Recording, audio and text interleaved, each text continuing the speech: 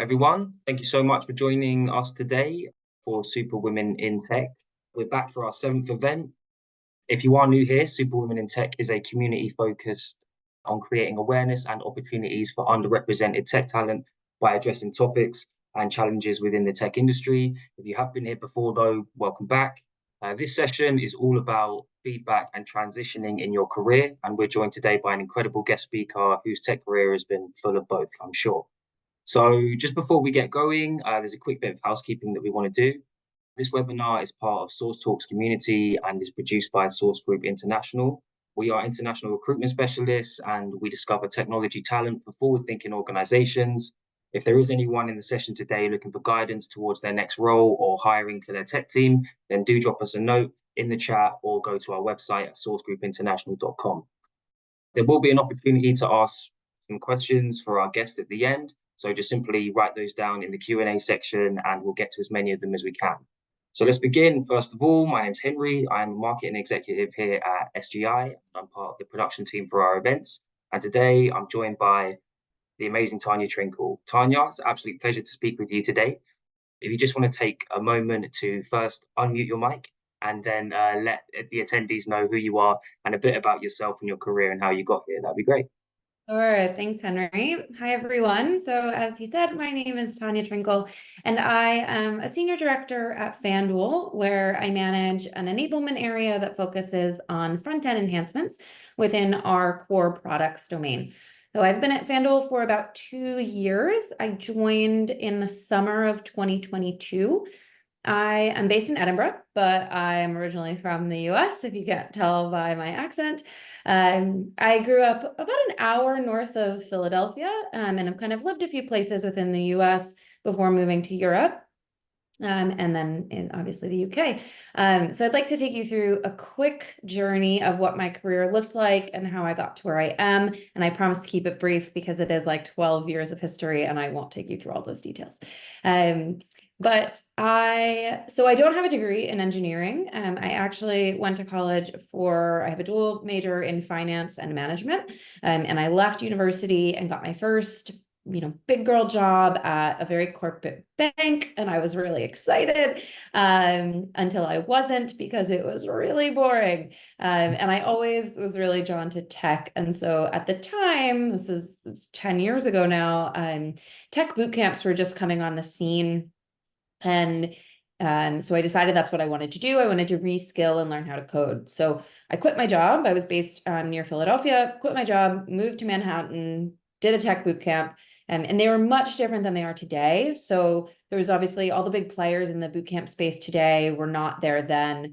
They were much more exclusive because they were new. They were much more expensive than they are today. And honestly, they were just unproven in the market. So you could go through a boot camp and there was no guarantee that anybody would recognize that you came out of that with any skills, because they were new and unproven, and they hadn't seen graduates who had joined their companies and could really do things. And so everyone was a little hesitant at the time. And so I eventually graduated through that program and got my first role through a very strange scenario that we'll probably talk about in a bit, but got my very first role, and that was just building WordPress sites. It was not the most exciting. It's not what I thought I was going to be doing, but it was a job and it paid, and I got to write some code, and that was really exciting. And so I did that for a few months while looking for something a bit more engineering-y.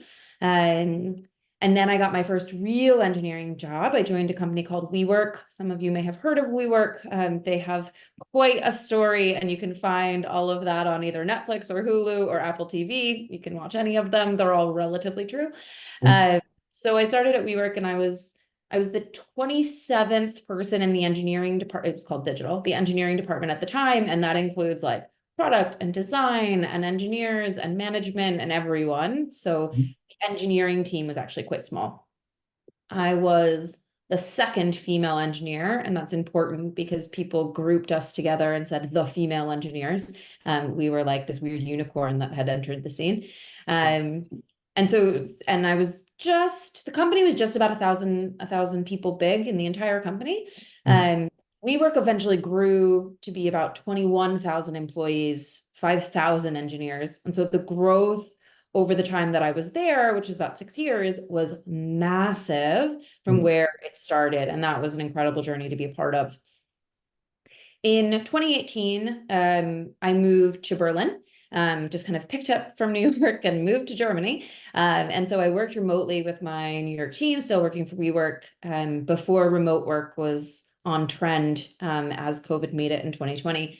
And so I did that through COVID. And then in 2021, I left WeWork and joined a very small startup. It was about 70 people. So I went from a company that had 21,000 to a company that had 70.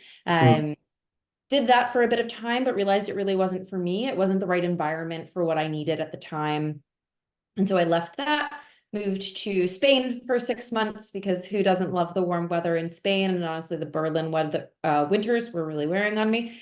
And then decided that, I wanted something different, and found the role at FanDuel, and then moved to Edinburgh to work for FanDuel. So that's kind of how I got to where I am now. So many different career growths and step backs throughout the journey, many different countries, many different cultures. It has been quite the journey, but I can get very excited about where I am now. And I'm excited to share that with all of you.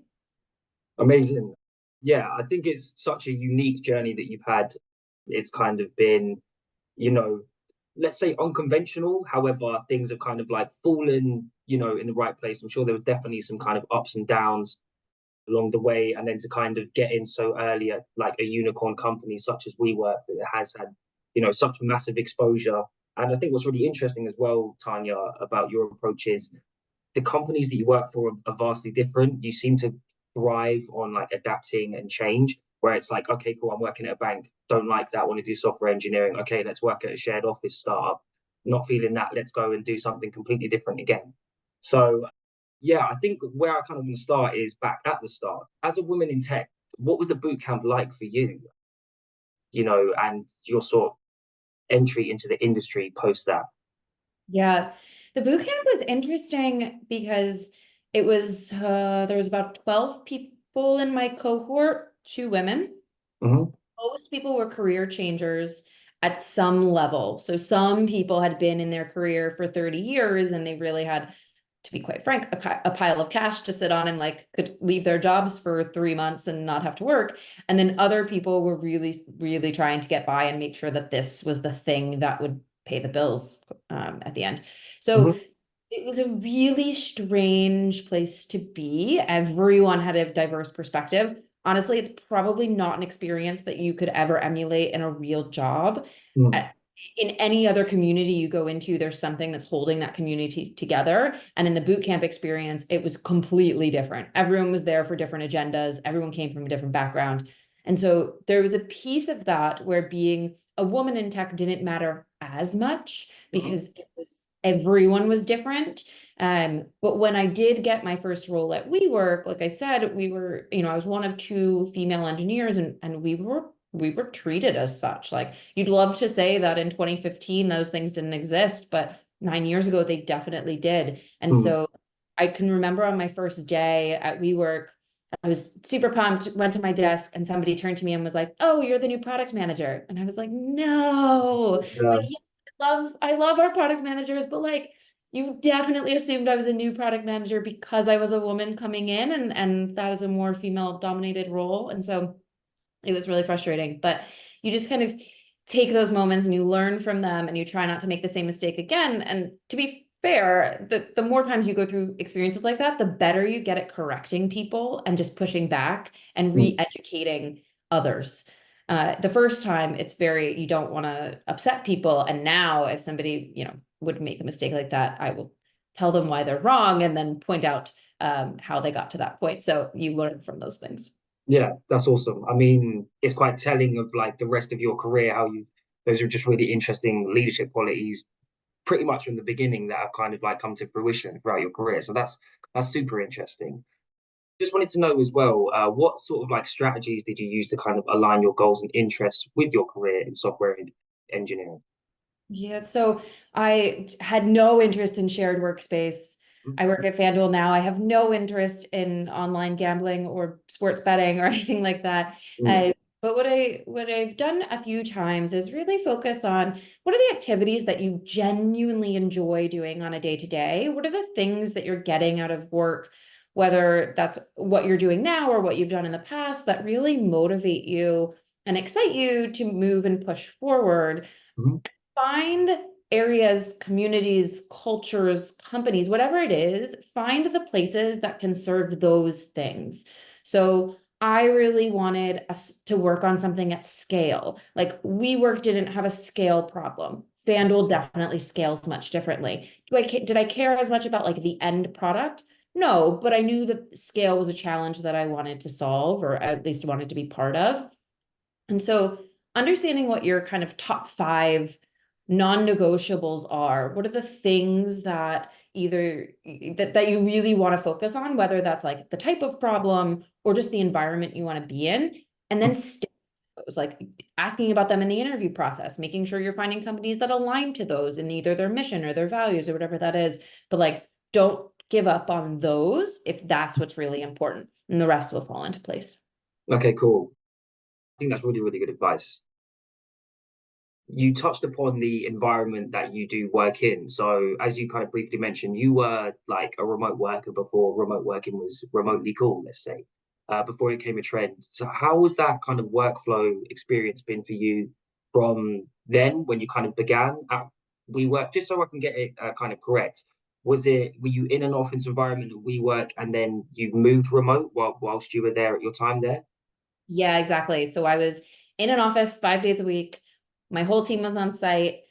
I was actually managing the team, and I left. I moved, and that was a very strange scenario. But I was the only one working remotely for a team that was all on site, and I didn't have an office or coworkers in Berlin. Like it was very different, and it can be a very isolating situation, and you really have to figure out how to adapt. So things like, and we talk about these things now because we're so used to working remotely, but then things like, verbal communication and your body language on Zoom, I Mm, had to learn really quickly, but nobody was talking about that. Like I had to figure out in a one-to-one how people were feeling, even though they weren't saying it. And I'm trying to read their body language over a screen. And that was really hard. mm, So it was kind of trial by fire. You like figure it out really quickly.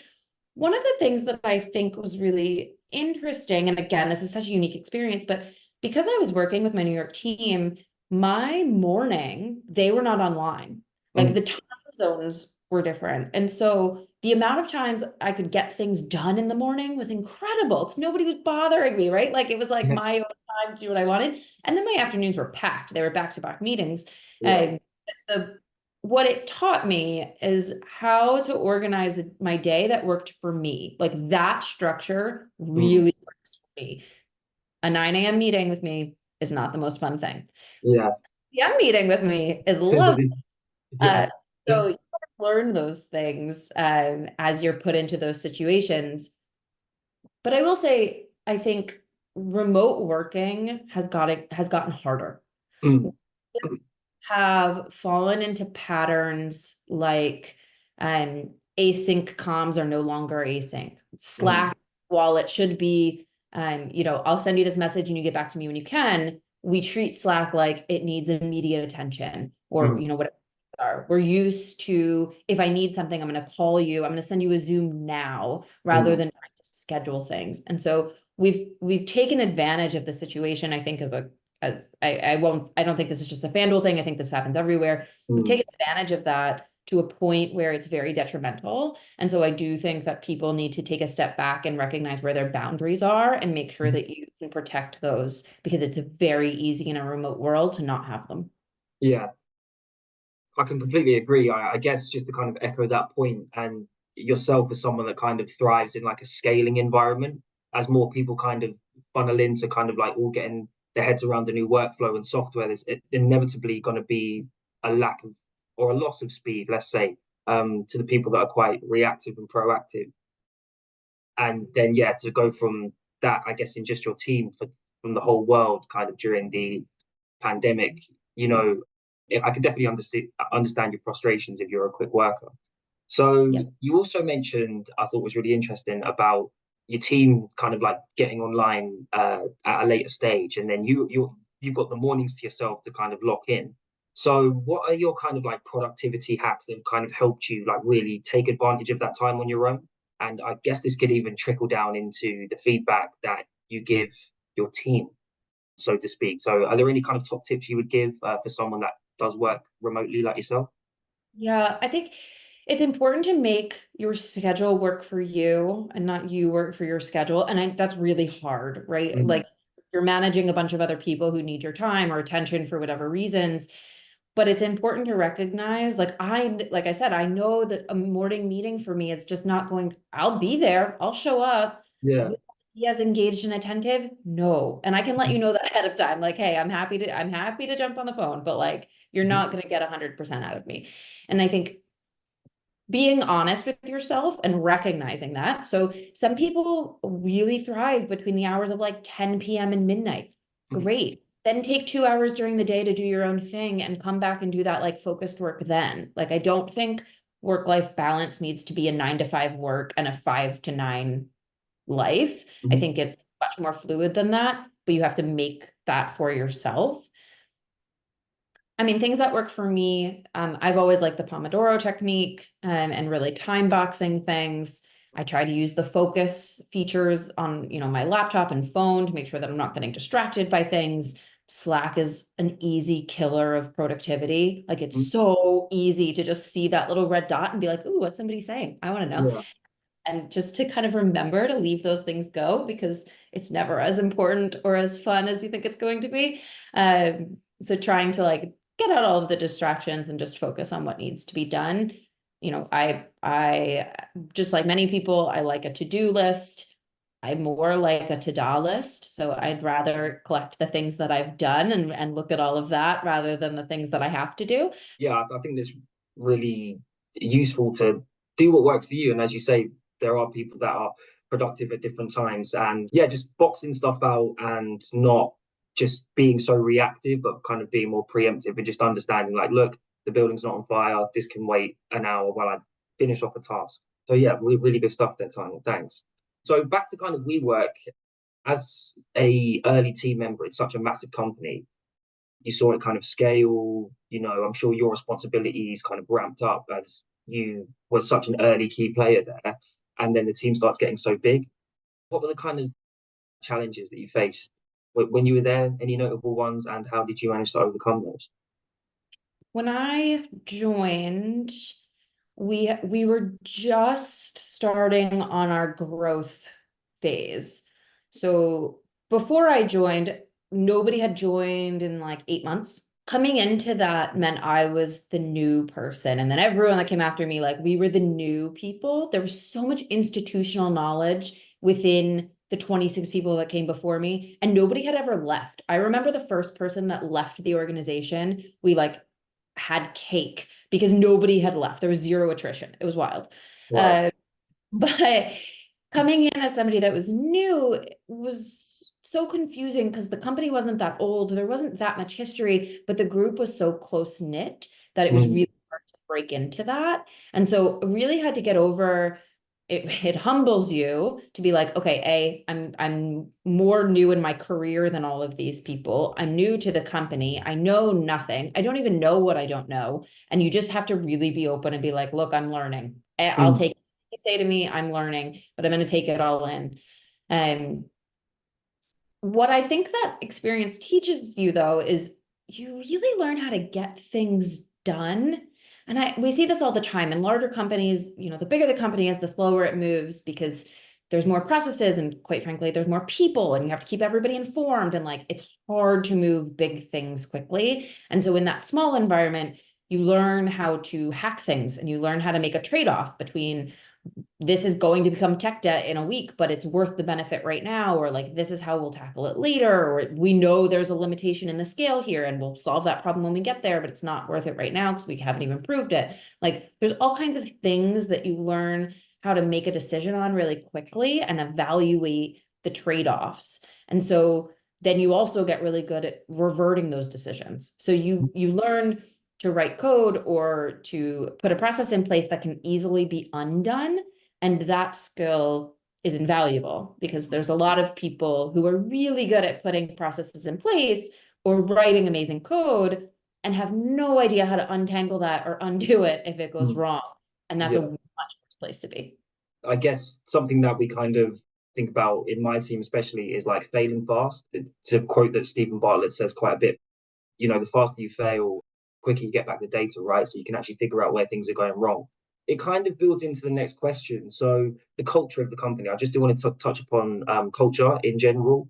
As you said, you were joining a small, tight knit team of this future, very, very big company who was super kind of tapped in knowledge wise and knew exactly what they were doing and where they were going. How do you feel about kind of prioritizing company culture? Do you feel like it can facilitate you or hinder your career growth? It depends. It definitely depends. Culture is one of those things that it's important that it fits with you, right? Like, you don't have to fit with it. It has to fit with you. But culture can always be changed. So if you don't like it, change it. And if you can't change it, leave. Like, then it's not the place for you. And that's totally fine, right? There's jobs for everybody, and perfect roles for everybody. And it's not a one size fits all solution. Mm. You can definitely use things to your advantage. So if there's a culture of, like, if you take the Amazon ethos of no decks and they just write 6 pagers for everything, if writing things down and articulating your points in written form and creating that narrative is one of your strengths, use that. Like, Mm. don't try and make this beautiful deck if you are better at writing things down. So you just have to find what it is you're good at and how that fits with the culture. But again, if it doesn't, and if the culture of a small tech thing is really bro-y, which some of them are, Mm. either fight to change it and be part of that and get it to where you want it to be, or find something else. Wise words, wise words. So I guess you've moved kind of like not only jobs but countries on multiple occasions as well. So, I mean, it's such a big undertaking, especially when you've been at a company like we work for as long as you were. I guess what was some of the considerations that you took for the move? How did the move kind of settle with you when you kind of got to that point where, like, right, I know I've been here, I've been in this team for a long time, it's comfortable in terms of like familiarity. What was the kind of, you know, consideration and thought process into going like, right, no, I'm getting on a plane, I'm gonna go do something totally different again? I think there's a bit of revisionist history here, because Mhm. the way I remember it, I didn't think about any of that. I was just like, Okay. I'm going. I had never been to Germany before. I had never been to Berlin before. I was just like, I'm gonna get up on a plane and go. That's probably unfair and untrue. I'm sure that I did consider these things. Certainly when moving to Scotland, considered that and what that would look like. For Spain, for Scotland, for New York at the time, I made the decision to move to the place before the role, and then Okay. decided that role was right in that place. WeWork is obviously a different scenario because I moved with that same job, but there was a safety net there, so that felt a little bit like you can always go home for the most, like, maybe not to your parents' house, but like you can always go back to where you came from for the most part. And so there's a bit of a safety net in that decision. One of the things that I was not prepared for, though, and I wish somebody had told me, but I hadn't had anybody who had gone through the experience before, is moving somewhere where you don't have a support community and your entire, like, all of the people in that country are the people you work with, is Mhm.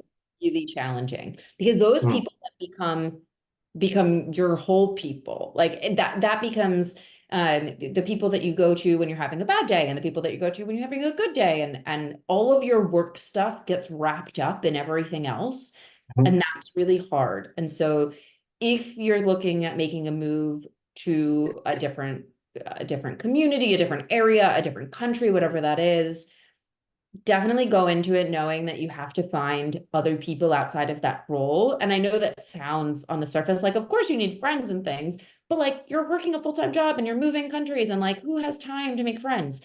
You Mm, have to prioritize that because not having that is so difficult. And I think for me in the beginning, it definitely made me make choices that I wouldn't have made if I wasn't fearful that people at work wouldn't like me. But it was mm, important that people liked me because they were the only people that I knew in the entire country. And mm. then it feels like nobody likes you if those people don't like you. So it's important to be able to make that separation. And I didn't do a great job of that in my first few moves, and it's gotten better.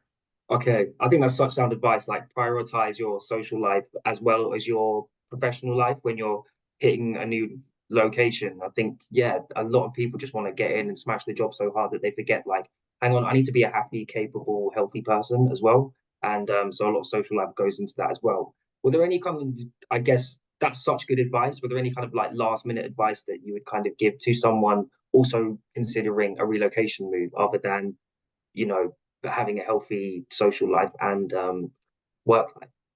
Just be prepared that while people are all the same, people are very much not all the same. And so I get called out at work all the time in a very joking way, but like I'm an American and we tend to talk really loud and we tend to like use hyperbole much more often. And we tend to be excited about more things than my Scottish coworkers. And so they call me out on those things and it's funny and it's fine and those things are harmless. But when it comes down to the things that matter, or like we're celebrating as a team, or we're doing something, like I have to really make sure that I'm speaking on their level and I'm meeting them where they are. And that's not true for just Americans in Scotland. That's true for anybody, anywhere going into any different culture. You don't have to know all those things going into it, but you have to be prepared that you may need to change and adapt to what the situation needs because you're not going to be able to do the exact same things the way you did it before in a different place. Yeah, I think that's amazing advice. Just to kind of like go into the resume of yours, Tanya, and the destinations you've worked in, there's definitely, I guess, because it's kind of constantly been progression or at least a lateral move in another country. There's preparation, but there's also luck, and it's not just kind of luck from outside forces, but also creating your own luck. Can you kind of discuss how you bring these, I guess I don't want to call them forces, but you bring these like, people or opportunities into your kind of world? Like what does creating your own luck kind of sound like to you? You never know where the next opportunity, and whether that's a new role or just a new project, or it can be something big or something small, but you never know where that's going to come from. And Mm, so I don't want to say keeping a bunch of doors open, but like getting involved in the things that you feel passionately about, even if they're not the most important thing that's going on. So I feel really passionately about our hiring process at work. Am I in every hiring interview? No. But like, have I made efforts to involve myself more in that process to give back and try and make it better? Yes.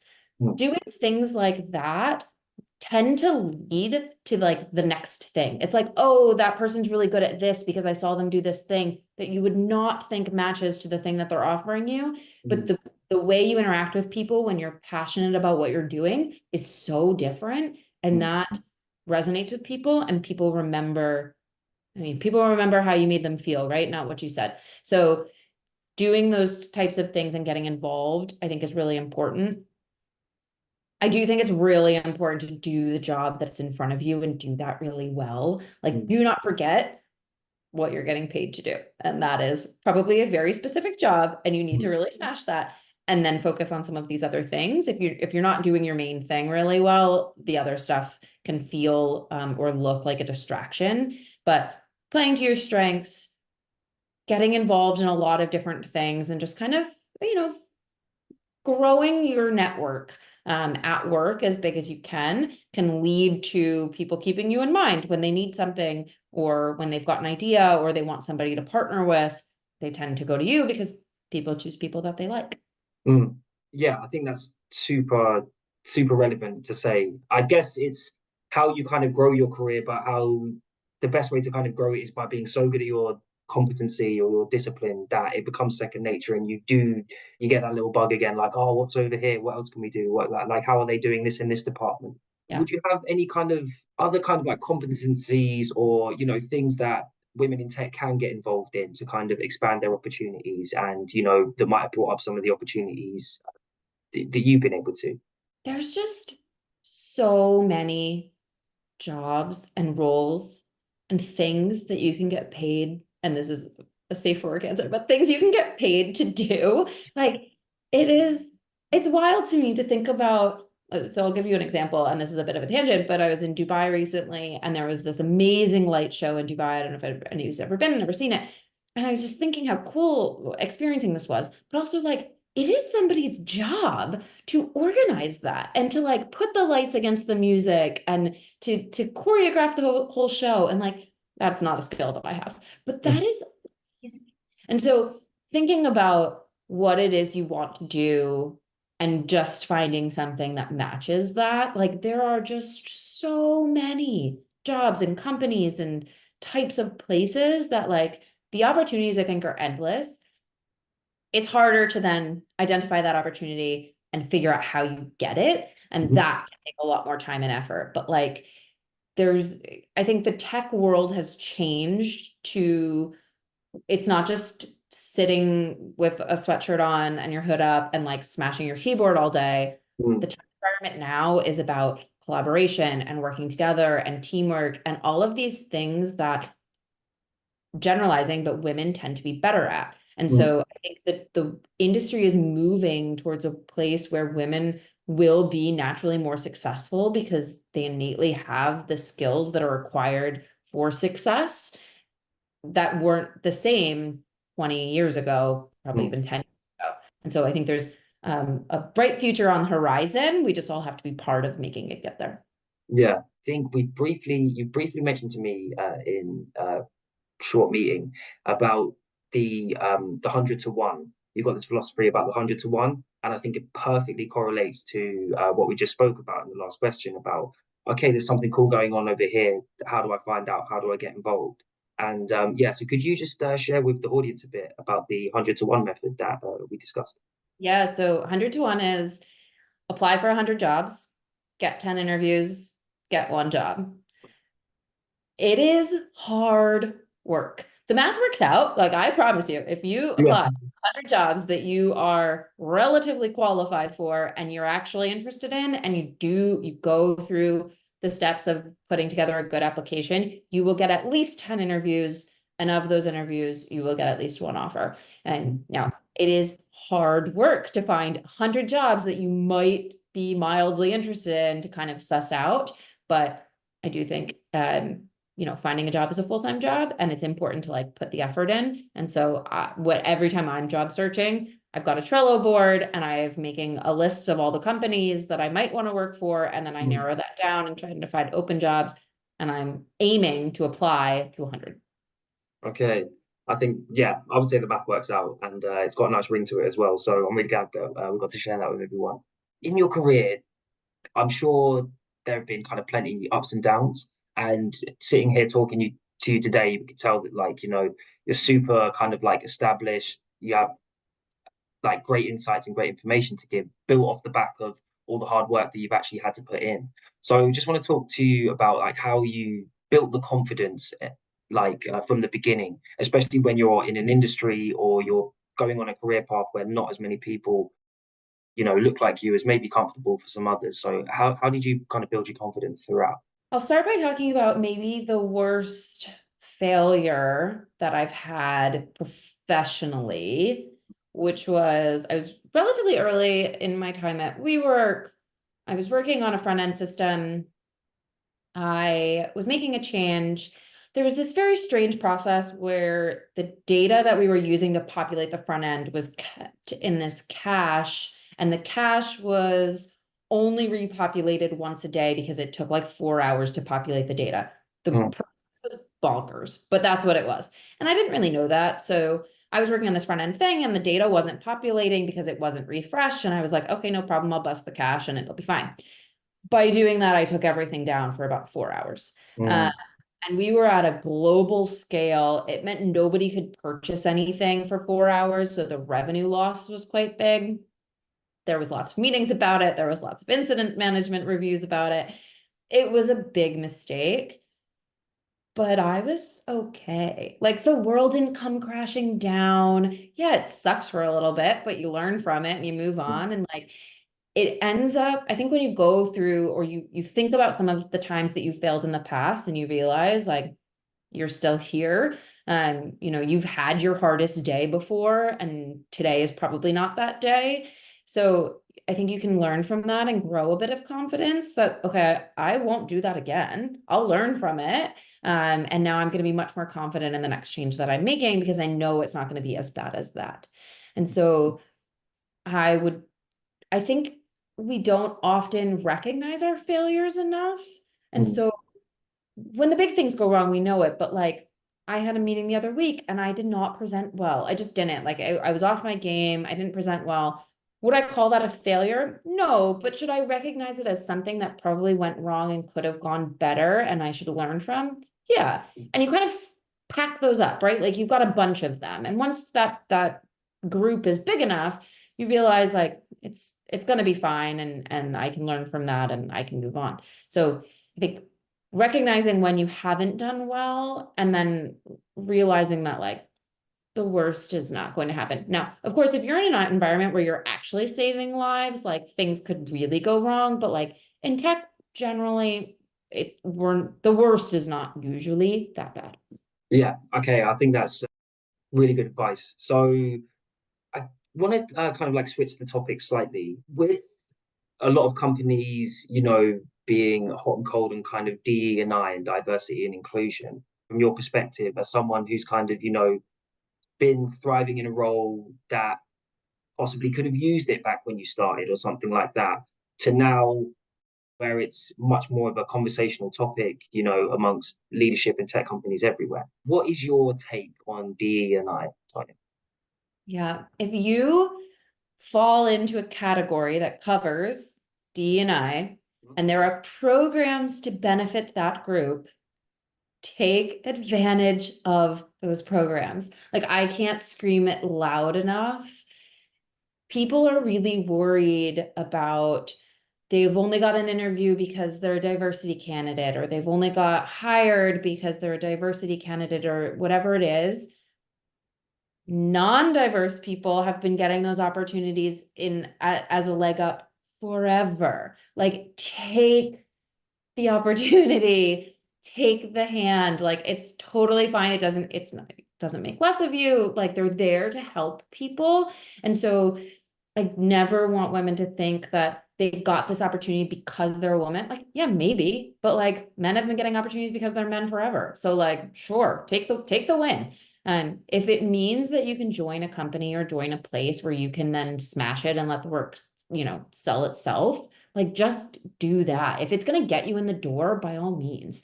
And so I think these programs are really important. And I think it's really a good thing that people are talking about it now and that companies are making efforts towards it and they're measuring things like that and really trying to make strides to get to some sort of equality. Mhm.